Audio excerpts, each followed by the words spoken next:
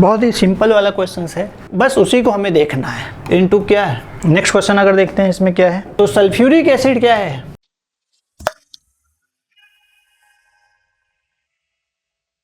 Hello बच्चों, नमस्कार। मेरा नाम अरुण सिंह, आपका केमिस्ट्री टीचर। जैसा कि हम लोगों ने हाइपर कॉन्जुगेशंस के टॉपिक ऑलरेडी कर लिए हैं, लेकिन मैंने बताया था आपको कि मैं उसके ऊपर कुछ क्वेश्चंस भी सॉल्व कराऊंगा। जैसे पिछले लेक्चर में हम लोगों ने क्या किया था, रेजोनेंस। तो कमिंग जो लेक्चर होगा उसमें हमारे जो क्वेश्चंस होंगे वो रेजोनेंस के होंगे, लेकिन आज के टॉपिक्स में हम यहाँ पे कंप्लीट करने वाले हैं क्वेश्चंस ऑफ हाइपर कॉन्जुगेशन। मैंने बताया था कि हाइपर कॉन्जुगेशन को हम कैसे अप्लाई कर सकते हैं, उसके ऊपर मैं आपको कुछ क्वेश्चंस दिखाऊंगा सॉल्व करके, जिससे कि आपको आने वाले जो जेईई या नीट या आप बोर्ड लेवल में अगर कोई भी क्वेश्चंस आप पाते हो तो उसको आसानी से क्या करो, सॉल्व कर सको।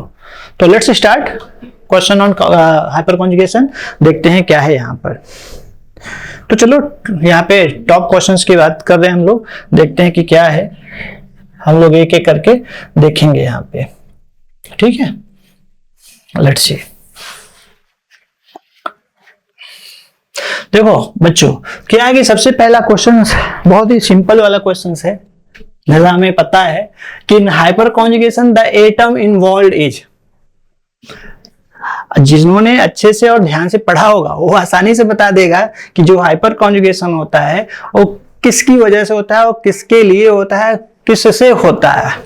सीधा अल्फा हाइड्रोजन क्या होता है, आपने पढ़ा था कि जो सिग्मा बॉन्ड डिलोकलाइजेशन होता है वो किसके बीच के होते हैं, अल्फा हाइड्रोजन के। क्योंकि हाइपर कॉन्जुगेशन का मतलब क्या होता है कि alpha hydrogen should be present with respect to carbocation. तो कार्बोकैटायन या कार्बन फ्री रेडिकल के रिस्पेक्ट में अगर वहां अल्फा कार्बन है तो अल्फा हाइड्रोजन भी रखेगा। अल्फा हाइड्रोजन रख रहा है तो मतलब उसमें क्या होगा, हाइपर कॉन्जुगेशन होगा। तो सिंपल सा है। इसमें अगर हम आंसर की अगर बात करें तो क्या होना चाहिए, अल्फा हाइड्रोजन। क्या होना चाहिए, अल्फा हाइड्रोजन। जैसे मैं दिखाता हूं आपको, हमारे पास क्या है, CH3 है। देखो मैं दूसरा कलर लेके आपको समझा रहा हूं। जैसे सपोज करो कि हमारे पास क्या है, CH3 है, लेकिन ये किसके रिस्पेक्ट में है, इस कार्बोकैटायन के रिस्पेक्ट में। क्योंकि मैंने बताया था कि कार्बोकैटायन के रिस्पेक्ट में जो अल्फा कार्बन है, उस अल्फा कार्बन से बॉन्डेड हाइड्रोजन को हम क्या बोलते हैं, अल्फा हाइड्रोजन। तो जितने अल्फा हाइड्रोजन होंगे उतनी बार क्या होगा, हाइपर कॉन्जुगेशन होगा। तो हमारा आंसर क्या होना चाहिए, अल्फा हाइड्रोजन। बाकी कुछ नहीं है, बीटा से कोई मतलब नहीं है, गामा से कोई मतलब नहीं। तो कुछ बच्चों को क्वेश्चन यहाँ पे माइंड में आएगा कि बीटा हाइड्रोजन क्या है, गामा हाइड्रोजन क्या है, मैं उसके बारे में बता दे रहा हूँ, लेकिन उनसे हमें हाइपर कॉन्जुगेशन से कोई लेना देना नहीं है। चलो देखते हैं क्या लेना देना, इन द सेंस कि वो हाइपर कॉन्जुगेशन में नहीं जाएंगे। I am talking about that. तो चलो देख लेते हैं यहाँ पे। जैसे सपोज करो कि आपके पास CH3 है, CH2 है और यहाँ पे CH2 है, इसके पास क्या है, प्लस है। तो एक कार्बोकैटायन के रिस्पेक्ट में हमारा क्या है, अल्फा तो है, लेकिन इसके बाजू वाला क्या है, बीटा है। तो वही हाइड्रोजन हाइपर कॉन्जुगेशन में जाएगा जो इस कार्बोकैटायन के रिस्पेक्ट में है, यानी एडजेसेंट। तो इसका मतलब दिस वन। अगर अल्फा कार्बन है लेकिन हाइड्रोजन नहीं है तो हाइपर कॉन्जुगेशन में नहीं जाएगा, क्योंकि हाइपर कॉन्जुगेशन में वही सिग्मा बॉन्ड इन्वॉल्व होता है जो अल्फा कार्बन विद हाइड्रोजन, याद रखना आप। चलो सेकंड क्वेश्चन की बात करते हैं यहाँ पे बच्चों। तो सेकंड क्वेश्चन कौन सा है, आप भी कोशिश कर सकते हैं। देखिए क्या पूछा हुआ है, the stability of 2,3 dimethyl butane is more than 2 butane, this can be explain in terms of. अब कुछ बच्चे तो कंफ्यूज हो जाएंगे, भाई ये मॉलिक्यूल क्या दे रखा हुआ है। जिन्होंने पढ़ा हुआ है, जिन्होंने नोमेनक्लेचर किया हुआ है, जिन्होंने IUPAC अच्छे से किया हुआ है, वो आसानी से इनके क्या करेंगे, स्ट्रक्चर फॉर्म कर सकते हैं और देख सकते हैं कि उसमें कौन सा ऐसा पार्ट है जो मतलब कि सिंपल सा है, जिसके बेस पे हम यहाँ पे उसकी स्टेबिलिटी को एक्सप्लेन कर सकते हैं। ठीक है। तो जैसा कि मैंने स्टार्टिंग बता दिया था कि हम जो क्वेश्चंस करने वाले हैं वो करने वाले हैं किसके बेस पे, हाइपर कॉन्जुगेशन के बेस पे। तो हर जगह तो हाइपर कॉन्जुगेशन ही आंसर आना चाहिए, ऐसा कुछ लोग सोच के रखे होंगे। तो चलो इसको हम प्रूव करते हैं कैसे। ठीक है, पहले स्ट्रक्चर मैं यहां बनाता हूं किसका, 2,3 डाइमिथाइल ब्यूटेन का। तो आपको अगर स्ट्रक्चर फॉर्म करना है तो स्ट्रक्चर के लिए क्या करना होगा, सबसे पहले पैरेंट चेन को देखो। तो हमारा क्या है, पैरेंट चेन, इसमें ब्यूट है। तो ब्यूट मतलब 4 कार्बन, ब्यूट का मतलब होता है 4 कार्बन, याद रखना। 4 कार्बन को हम ब्यूट बोलते हैं। तो हम यहाँ 1 by 1 करके देखते हैं। 1 2 3 4, ब्यूट हो गया। अब इसमें सेकंड पे क्या, इन है, इन का मतलब है डबल बॉन्ड, जो हमने यहाँ पे डबल बॉन्ड रख दिया। अब 2 3 यानी इस पे भी और यहाँ पे भी देख सकते हो डाइमिथाइल है, और उसके बाद आप इसमें हाइड्रोजन को सेटिस्फाई करा सकते हो इस तरीके से। तो ये जो लिखा हुआ है 2,3 डाइमिथाइल ब्यूटेन, बच्चों इसका क्या है, मॉलिक्यूलर फॉर्मूला है जिसे मैंने यहां ड्रॉ कर दिया है। दूसरा कौन सा है, ब्यूटेन, यानी 2 ब्यूटेन बोलो उसको। तो इसका भी मतलब जो अगर देखोगे कार्बन कितने हैं इसमें, ब्यूट की बात कर रहा है तो ब्यूट का मतलब क्या है 4, तो 1 2 3 4 देख सकते हो आप, क्लियर। लेकिन इसमें डबल बॉन्ड कहाँ है, जो 2 मेंशन किया है, ये मेंशन किया है पोजीशन ऑफ डबल बॉन्ड, तो मतलब डबल बॉन्ड सेकंड पोजीशन पे, चाहे आप राइट से काउंट करो चाहे लेफ्ट से काउंट करो। अब इसको सेटिस्फाई कर दो हाइड्रोजन रख के, ठीक है, हाइड्रोजन रख के आप क्या करो, सेटिस्फाई कर दो। तो हाइपर कॉन्जुगेशन करने के रूल्स क्या थे, जैसा मैंने आपको बताया था कि we should have alpha hydrogen with respect to carbocation और with respect to double bonded carbon. तो अब आप देखो कि इस डबल बॉन्डेड कार्बन के रिस्पेक्ट में कितने अल्फा कार्बन है और उसके पास कितने हाइड्रोजन है, वही हमारा क्या हो जाएगा, अल्फा हाइड्रोजन हो जाएगा। तो अगर बात मैं करूं यहां पर, तो अगर आप देख रहे हो यहां ये हमारा अल्फा कार्बन है, ये हमारा अल्फा कार्बन है, ये भी अल्फा कार्बन है, ये भी अल्फा कार्बन है। सोचोगे कैसे, आई टोल्ड यू कि we should have alpha hydrogen और carbon with respect to carbocation और डबल बॉन्डेड कार्बन। तो यहां जो डबल बॉन्डेड कार्बन है, मैंने बताया था कि आप वहां पे बॉन्ड को शिफ्ट कराते मत बैठिए कि कौन सा कार्बोकेटायन फॉर्म होगा कौन सा नहीं। आप बस इतना याद रखिए कि अगर कोई कार्बन डबल बॉन्डेड है तो आपका सेंट्रल मान लो, जैसे मैंने यहाँ पे किया हुआ है, और उसके रिस्पेक्ट में कितने अल्फा कार्बन है और उससे कितने अल्फा हाइड्रोजन कनेक्टेड है, बस उसी को हमें देखना है, बस इतना ही आपको ध्यान रखना है। तो यहां पे आप देख सकते हो ये अल्फा कार्बन है, अल्फा कार्बन है, अल्फा कार्बन है, अल्फा कार्बन। तो अल्फा कार्बन के पास जितने हाइड्रोजन होंगे अल्फा हाइड्रोजन हो जाएंगे। तो काउंट कर सकते हो 4 टाइम्स अल्फा कार्बन और हर एक कार्बन के पास 3 हाइड्रोजन है, इसका मतलब 4 × 3 क्या लिख तो क्या कर सकते हो यहाँ पे, 4 × क्या हो गया 3, ये टोटल 12 हमारे पास क्या हो गया, अल्फा हाइड्रोजन हो गए। और मैंने ये भी बताया था कि जब डबल बॉन्डेड कार्बन हो या डबल बॉन्डेड की जगह पे ट्रिपल बॉन्डेड कार्बन आता है तो ईच कार्बन सेंट्रल का काम करता है, ठीक है। जैसे अगर इस कार्बन पे हाइपर कॉन्जुगेशन आपको समझना है तो आप मेरा पिछला वीडियो देख सकते हैं हाइपर कॉन्जुगेशन में, मैंने उसमें बिल्कुल क्लियरली एक्सप्लेन किया हुआ है कि कैसे एल्कीन में और कैसे अल्काइन में हाइपर कॉन्जुगेशन होता है। तो यहाँ पे आप देख सकते हैं कि अगर इसमें हाइपर कॉन्जुगेशन होता है इस कार्बन में, पर्टिकुलर इसकी बात कर रहा हूं, तो एक बार डबल बॉन्ड यहां बनेगा, एक बार डबल बॉन्ड यहां भी बनता है, क्योंकि इसमें सिग्मा और पाई बॉन्ड दोनों डिलोकलाइज होते हैं, लेकिन मैक्सिमम किसका होता है, सिग्मा का होता है, इसलिए हम सिग्मा बॉन्ड डिलोकलाइजेशन इसको बोलते हैं, किसको, हाइपर कॉन्जुगेशन को। और इसका अदर नाम भी है, मैंने बताया था बेकर-नाथन इफेक्ट भी इसको बोलते हैं, नो बॉन्ड रेजोनेंस भी बोलते हैं। तो आपको बस याद रखना है कि इनके लिए और इनके लिए ए सेंट्रल का काम करेगा और इनके लिए ए सेंट्रल का काम करता है, मतलब इनके बीच में जो पाई बॉन्ड बनेगा और इनके बीच में जो पाई बॉन्ड बनेगा इनके लिए कॉमन होगा और इसके लिए, इसमें मतलब 2 पाई बॉन्ड बन रहे हैं, ठीक है। मतलब 2 टाइम्स डिलोकलाइजेशन जो हो रहा है पाई बॉन्ड की वजह से हो रहा है, क्योंकि इसमें अल्फा हाइड्रोजन में जो है सिग्मा बॉन्ड डिलोकलाइज होगा और इसमें क्या होगा, पाई बॉन्ड डिलोकलाइज होगा। टोटल अगर देखा जाए तो 14 टाइम्स डिलोकलाइजेशन हो रहे हैं, 14 टाइम्स सिग्मा और 2 टाइम्स पाई। कैसे डिलोकलाइज होगा, आपको पिछला वीडियो बिल्कुल देखिए, आप लास्ट वाला जो वीडियो हमारा हाइपर कॉन्जुगेशन के ऊपर है अच्छे से देखेंगे और उसमें प्रैक्टिस करेंगे तो आपको बिल्कुल समझ में आ जाएगा कि यस इसमें टोटल कितने 14 टाइम्स हैं। ना come on the second question, यानी सेकंड ऑप्शन के ऊपर आ जाए हम यहाँ पे। तो आप देखो क्या है, ये भी डबल बॉन्डेड ही है ना, हमने इसको सर्कल कर लिया, एक साथ सेंट्रल कंसीडर कर लिया वहां पे। अब उसके रिस्पेक्ट में हमारा ए अल्फा है और ए भी अल्फा है, क्योंकि ये तो हाइड्रोजन है ना जो उसी से कनेक्ट है, but we must need here the alpha carbon then उससे कनेक्टेड हाइड्रोजन। तो आप देख सकते हैं कि अल्फा कार्बन है और उससे कनेक्टेड हाइड्रोजन कितने हैं 3, तो इसका मतलब टोटल इसमें 6 टाइम हमारा अल्फा हाइड्रोजन है, तो इसका मतलब हो जाएगा 6 सिग्मा बॉन्ड। अगर देखा जाए इसमें क्या होगा, डिलोकलाइज होगा और ए सेंट्रल, ए जो कार्बन है इसके लिए काम करेगा, मतलब पाई बॉन्ड इनके बीच में बनेगा, और ये कार्बन है सेंट्रल एटम का काम इसके लिए करेगा तो पाई बॉन्ड इनके बीच बनेगा, यानी 2 सेंट्रल कार्बन यहाँ पे ऐसे ऐसे देख सकते हैं हम।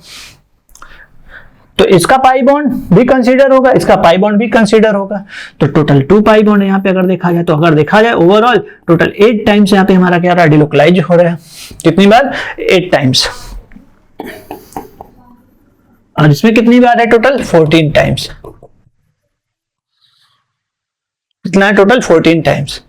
तो 14 टाइम्स डिलोकलाइजेशन है और इसमें 8 टाइम डिलोकलाइजेशन है, तो जिसमें सबसे ज्यादा हाइपर कॉन्जुगेशन होगा उसकी स्टेबिलिटी ज्यादा होगी। तो इस वजह से हम कह सकते हैं यहाँ पे कि 2,3 डाइमिथाइल ब्यूटेन क्या है? मोर स्टेबल है 2-ब्यूटेन की ड्यू टू हाइपर कॉन्जुगेशन। मैं फिर से रिपीट कर रहा हूं, अगर आपको अभी भी डाउट्स है हाइपर कॉन्जुगेशन में, मेरा लास्ट वीडियो अच्छे से आप देखिए, आपको क्लियर हो जाएगा। आप मॉलिक्यूल यहाँ पे जो मैंने राइट किया हुआ है उसमें मैंने आपको बॉन्ड शिफ्टिंग भी दिखाया है, तो आप आराम से जाइए देखिए और उसको सॉल्व करिए। ठीक, तो इस वजह से क्या हो रहा है कि 2,3 डाइमिथाइल ब्यूटेन ज्यादा स्टेबल है किससे?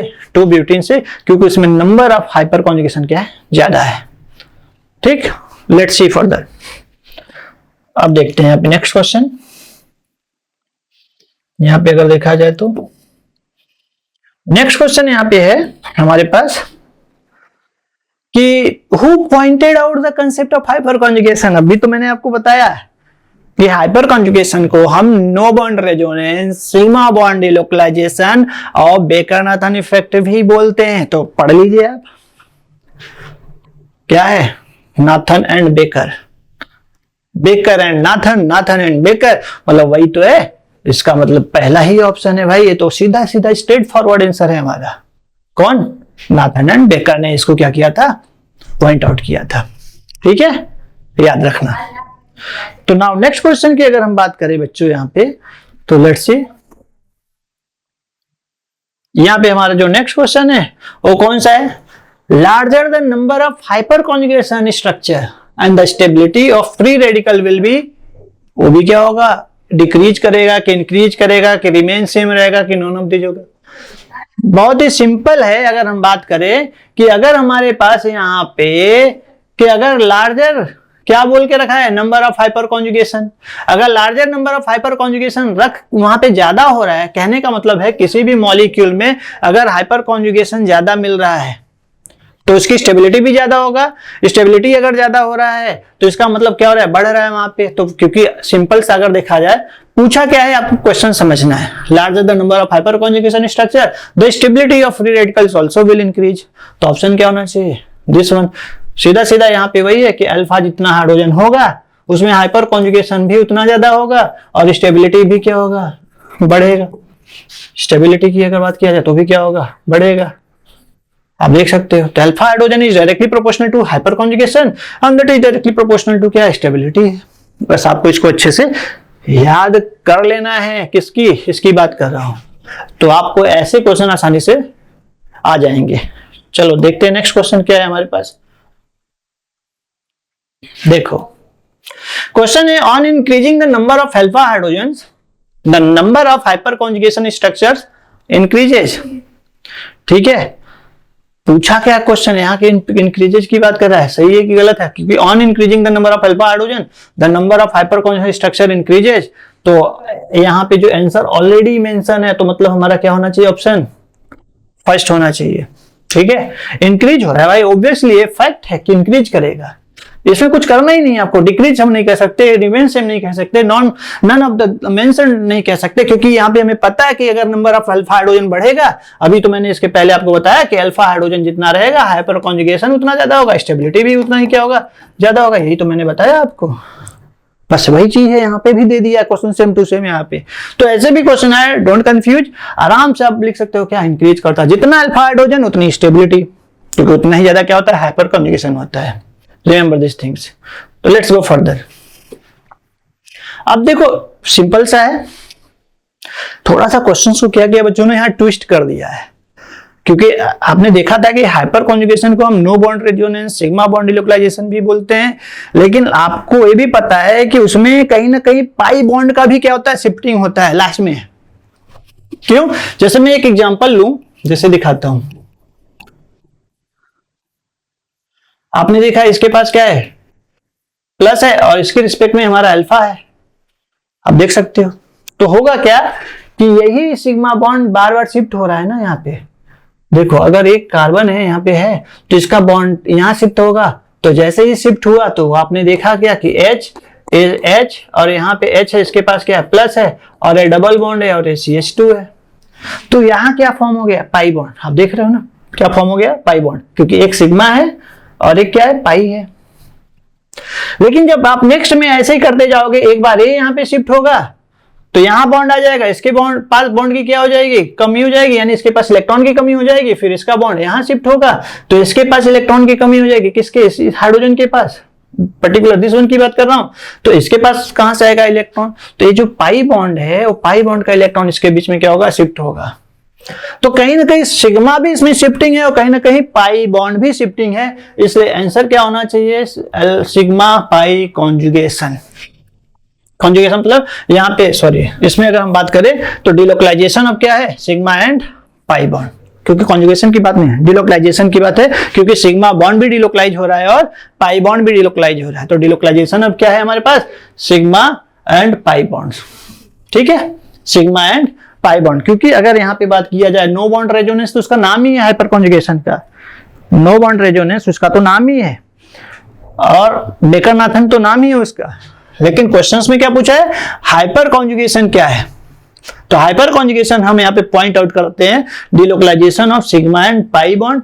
मैक्सिमम जो होता है हमारा सिग्मा होता है एंड देन क्या होता है पाई होता है। इस बात को ख्याल रखना क्योंकि इन दोनों ऑप्शन में आपको सिमिलरिटीज दिख रहा होगा। कॉन्जुगेशन क्या है भाई कॉन्जुगेट होना, लेकिन यहाँ पे डिलोकलाइजेशन की बात हो रही है, बॉन्ड की शिफ्टिंग की बात हो रही है, इस वजह से आंसर क्या है हमारा सेकेंड है। मैंने जैसे बताया आपको उसी तरीके से सॉल्व करने हैं, ठीक है। चलो नेक्स्ट देखते हैं हम क्वेश्चन। जैसे देखो ये नेक्स्ट क्वेश्चन क्या है, number of hyper conjugation structure in isopropyl radical is.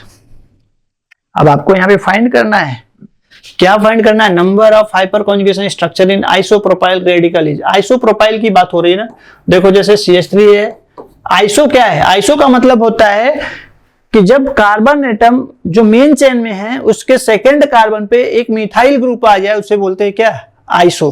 तो जैसे सपोज कर लो प्रोपाइल की बात कर रहा है तो हमने 3 कार्बन यहाँ पे मेंशन कर लिया क्योंकि प्रोपाइल ही है ना, ठीक है। तो इसको मैं ऐसे मेंशन करता हूं जिससे आप क्लियर हो, तो इस तरीके से 3 कार्बन मेंशन कर लिया। और फ्री रेडिकल की बात कर रहा है तो मतलब यहाँ फ्री रेडिकल हमने रख दिया और इसके पास 3 हाइड्रोजन, इसके पास भी 3 हाइड्रोजन और इसके पास 1 हाइड्रोजन, क्योंकि फ्री रेडिकल फॉर्म में है तो ऑब्वियसली 1 हाइड्रोजन तो रखना ही चाहिए इसके पास। अब देखो अगर हम नंबरिंग इधर से अगर देते हैं तो 1 और 2, क्योंकि आइसोप्रोपाइल रेडिकल की बात कर रहा है तो 1 और 2 और 2 कार्बन पे एक मिथाइल ग्रुप लेफ्ट है, तो सेकंड पे जब यहाँ पे मिथाइल ग्रुप है तो उसे हम आइसो बोलते हैं। और वही अगर सेकंड पे 2 मिथाइल ग्रुप आए तो उसे हम नियो बोलते हैं। इस बात को ख्याल रखना। अगर वहां कोई ब्रांच में नहीं है कार्बन के चेन, मतलब जो कार्बन है वो चेन में ही है, कोई भी ब्रांच नहीं है कार्बन का, तो उसे हम नॉर्मल बोलते हैं, एक कॉमन नेम है। जब हम नॉमेनक्लेचर करेंगे तो वहां पे हम इसके बारे में भी स्पेशली फोकस करेंगे। तो चलो देखते हैं। तो देखो इस फ्री रेडिकल कार्बन के रिस्पेक्ट में यहाँ पे अल्फा कार्बन है और इसमें अल्फा कार्बन है, ठीक है। तो टोटल अल्फा हाइड्रोजन कितने 3 यहाँ, तो 3 अल्फा हाइड्रोजन इनटू क्या है 2 कर दो। 2 क्यों, क्योंकि 2 बार है सेम नहीं तो आप ऐड कर दो भाई 3 अल्फा हाइड्रोजन, यहाँ पे भी 3 अल्फा हाइड्रोजन। अब एक बार यहाँ पे पाई बॉन्ड बनने के चांस है, एक बार यहाँ पाई बॉन्ड बनने के चांस है, लेकिन सेंट्रल एटम तो एक ही है ना। तो मैंने आपको बताया था कि अगर यहाँ पे pi bond same central atom में कई बार बन रहा है तो हम उसको 1 टाइम ही कंसीडर करते हैं, आपको उसे मल्टीपल टाइम कंसीडर करने की जरूरत नहीं है।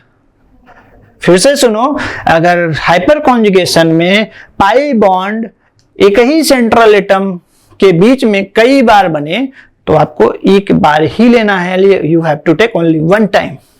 तो यहाँ पे 2 टाइम्स बन रहा है तो you have to take what 1 time, because of central atom 1 ही है। तो आपका यहाँ पे सिग्मा बॉन्ड डिलोकलाइज, मतलब अगर देखा जाए फ्री रेडिकल फॉर्मेशन कितनी बार हो रहा है तो 3 + 3 6 हो गया, और 1 पाई बॉन्ड का भी अगर बनेगा तो सिंपल सा है। तो क्योंकि आप बात कर रहे हैं यहाँ पे कि नंबर ऑफ हाइपर कॉन्जुगेशन, तो पाई बॉन्ड के बेस पे तो नहीं, यहाँ पे फ्री रेडिकल के बेस पे अगर देखा जाए तो टोटल क्या आ रहा है, टोटल 6 आ रहा है। तो आपका क्या होना चाहिए अगर देखा जाए तो आंसर हमारा होना चाहिए 6, तो यानी दिस वन बी। कौन सा होना चाहिए, बी होना चाहिए। तो समझ में आया।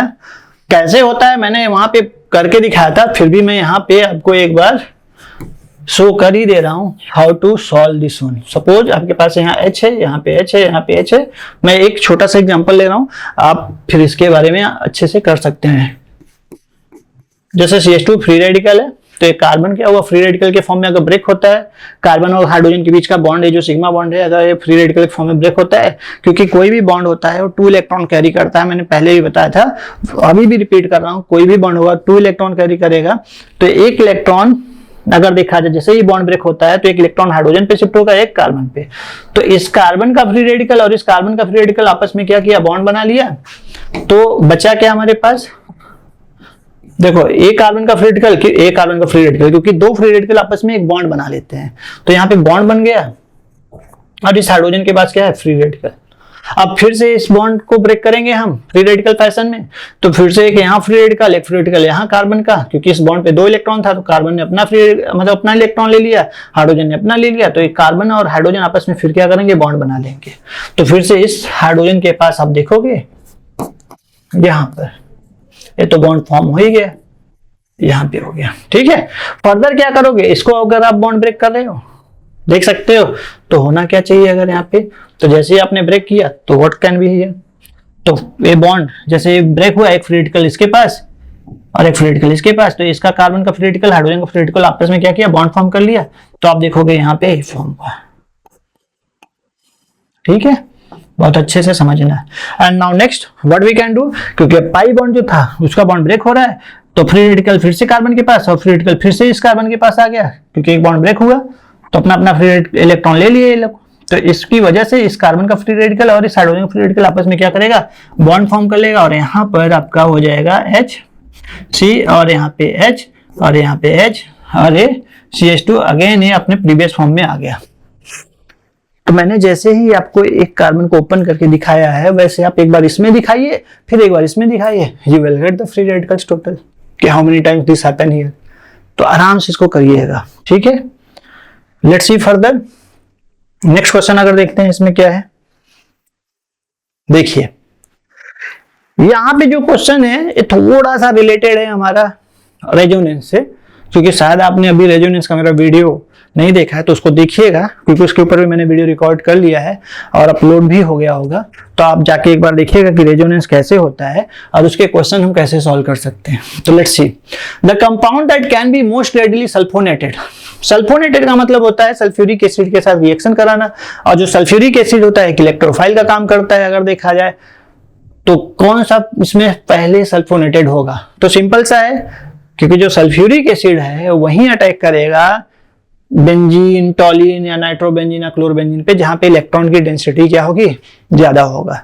तो अगर इनमें हम सबकी अगर स्ट्रक्चर हम ड्रॉ कर ले, जैसे सपोज करो कि यहाँ पे हमने बेंजीन का स्ट्रक्चर ड्रॉ कर लिया, यहाँ हमने टॉलिन का स्ट्रक्चर ड्रॉ कर लिया, ये टॉलिन है जिसके पास CH3 है, और फिर उसके बाद नाइट्रोबेंजीन का स्ट्रक्चर हमने ड्रॉ कर लिया, फिर उसके बाद क्लोरोबेंजीन का हमने स्ट्रक्चर ड्रॉ कर लिया। आप देख सकते हो ये है। तो सिंपल सा है कि बेंजीन है, इसके ऊपर कोई भी हमारा ना तो -M है ना तो +M इफेक्ट है। इसमें क्या है, +M इफेक्ट है, क्योंकि मिथाइल ग्रुप है, इसकी वजह से ऑर्थो पे और पैरा पे डेंसिटी क्या होगा, बढ़ेगा, इलेक्ट्रॉन रीच हो जाएगा ऑर्थो पैरा, ठीक है। ये हमारा -M ग्रुप है, जिसकी वजह से अगर देखा जाए तो ऑर्थो और पैरा पे इलेक्ट्रॉन डेंसिटी क्या होगा, डेफिशिएंट होगा, ठीक है। और ये जो क्लोरीन है आप देख रहे हो, ये एक्चुअली इसका इंडक्टिव इफेक्ट कहीं ना कहीं +M और -M से ज्यादा ही होता है, लेकिन अगर देखा जाए तो ये बेंजीन के साथ जब बॉन्डेड होता है तो रेजोनेंस होने की वजह से क्लोरीन अपना इलेक्ट्रॉन देता है, तो ये भी कहीं ना कहीं दे रहा है, लेकिन ये अपने इंडक्टिव इफेक्ट कैरेक्टर तो छोड़ नहीं सकता -I का। इस वजह से अगर देखा जाए कहीं ना कहीं ऑर्थो पैरा पे इलेक्ट्रॉन डेंसिटी बढ़ेगा, लेकिन ये -I का काम करता ही रहेगा। तो ऐसे केस में अगर देखा जाए तो जो CH3 है ये प्योर +M का काम कर रहा है और +I का काम कर रहा है, जिसकी वजह से ऑर्थो और पैरा पे इलेक्ट्रॉन डेंसिटी बढ़ेगा। तो सल्फ्यूरिक एसिड क्या है, H2SO4। इसको हम ऐसे भी तो लिख सकते हैं, ये जो सल्फ्यूरिक एसिड है इसका अगर मैं रिएक्शन दिखाऊं, पहले इसको नोट कर लो, फिर उसका रिएक्शन दिखा देता हूं आपको। नोट कर लिया, अच्छे से देख लो, फिर मैं सल्फ्यूरिक एसिड को दिखाता हूं। तो देखो क्या हो रहा है कि मैंने टॉलिन तो चूज कर लिया कि भाई आंसर क्या होना चाहिए इसमें, टॉलिन, लेकिन कैसे। तो आपने टॉलिन बनाया, और इसमें क्या, क्योंकि ऑर्थो पैरा पे इलेक्ट्रॉन डेंसिटी बढ़ गया, रेजोनेंस देखो क्लियर हो जाए। क्यों? क्योंकि इसमें जब डिलोकलाइजेशन ऑफ पाई बॉन्ड होता है तो ऑर्थो पैरा पे नेगेटिव फॉर्म करता है, जिसका ये मीनिंग होता है कि वहां पे इलेक्ट्रॉन डेंसिटी बढ़ रहा है। तो आप H2SO4 को ऐसे भी आप लिख सकते हो इस फॉर्मेट में, तो ए माइनस है और ए प्लस है, क्योंकि ये सल्फेट ग्रुप जो होता है, यानी जिसको मैंने यहाँ पे लिखा है सल्फेट ग्रुप, टोटल तो सल्फेट है लेकिन जब इसको डिसोसिएट करा देंगे तो सल्फाइड ग्रुप हो जाता है। तो एक कह सकते हो इलेक्ट्रोफाइल का काम करता है। तो इसके अटैक करने से पहले ऑर्थो या पैरा से हाइड्रोजन को कौन हटाता है? दिस OH, देख सकते हो। तो OH हटाएगा तो क्या फॉर्म होके चला जाएगा? वाटर।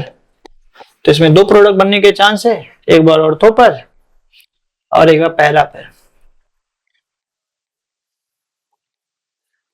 एक बार ऑर्थो पर और एक बार पैरा पर। ठीक है, इस बात का स्पेशली आपको केयर करना है। ये हम और भी अच्छे से करेंगे रेजोनेंस में। तो ये फॉर्म होता है जिसमें हमारा पैरा मेजर होता है, क्योंकि इसमें स्टेरिक रिपल्सन कम होता है, इसमें स्टेरिक हिंड्रेंस होने की वजह से एक थोड़ा सा कम प्रोड्यूस होता है, लेकिन पैरा वाला ज्यादा प्रोड्यूस होता है। तो आंसर शुड बी टॉलिन। क्योंकि और केस में अगर देखा जाए तो इसमें इलेक्ट्रॉन डेंसिटी तो है लेकिन कंपैरेटिवली बी से कम, इसमें भी इलेक्ट्रॉन डेंसिटी तो है लेकिन कंपैरेटिवली बी से कम, और ये तो इलेक्ट्रॉन विड्रॉइंग ग्रुप ही है, इसलिए आंसर तो हो ही नहीं सकता। तो हमारा प्रॉपर आंसर कौन है? बी। तो नोट कर लो आप अच्छे से। और ये भी रिएक्शन जो होता है ना H2SO4 के प्रेजेंस में ही होता है, कॉन्सेंट्रेटेड, याद रखना। तो चलो आगे हम देखते हैं नेक्स्ट क्वेश्चन क्या है। ठीक, नेक्स्ट क्वेश्चन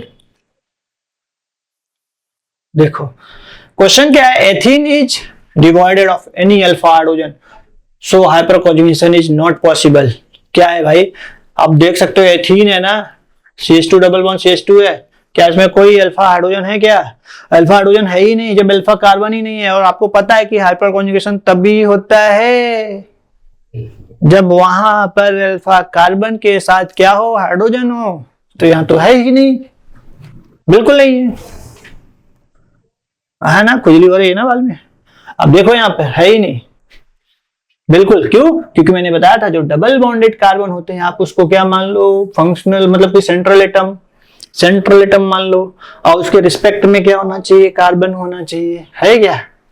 और कार्बन भी होना चाहिए तो उसके साथ हाइड्रोजन होना चाहिए, बिल्कुल नहीं है, मतलब इट्स ट्रू। ठीक है, यहाँ पे हाइपर कॉन्जुगेशन नहीं होगा। ठीक, तो मतलब ट्रू, हाइपर कॉन्जुगेशन है ही नहीं, हाइपर कॉन्जुगेशन है ही नहीं। चलो देखते हैं, इसके बाद हमारे पास शायद लास्ट क्वेश्चन है, हम इसको भी अच्छे से सॉल्व कर लेते हैं और देखते हैं क्या पूछा हुआ है। When the contributing structure contains the same number of 2 electrons bond as the normal Lewis formula, it will be isovalent hyperconjugation. क्या ये आइसोवैलेंट हाइपर कॉन्जुगेशन है क्या? ठीक है, अब अच्छे से समझ लेना। When the contributing structure contains the same number of 2 electrons bond as the normal Lewis formula, is it, या एक बोल सकते हो, is it will be isovalent hyperconjugation। तो क्या होना चाहिए बच्चों? तो एक क्वेश्चन है, आप आसान, बहुत ही इजी क्वेश्चन है। आइसोवैलेंट की बात कर रहा है, क्या है? क्या है वहां पे हेट्रोवैलेंट को हाइपरकॉन्जुगेशन, क्या वहां सैक्रिफिशियल हाइपरकॉन्जुगेशन हो, क्या वहां आइसोवैलेंट हाइपरकॉन्जुगेशन होगा? आप समझ सकते हो क्या बोला है। पहले आप क्वेश्चंस को रीड करिए, उसको अंडरस्टैंड करिए, तब जाके इस क्वेश्चन को सॉल्व करिए। ये बहुत ही आसान है और मुझे इसका आंसर चाहिए कमेंट बॉक्स में। ठीक, कमेंट बॉक्स में नहीं आएगा तो अगला मैं जब लेक्चर लूंगा तो उसमें आपको इसका आंसर देते हुए आगे बढ़ूंगा। मैं तब तक वेट करता हूं कितने लोग इसके आंसर को करते हैं। Till then you all take care, bye.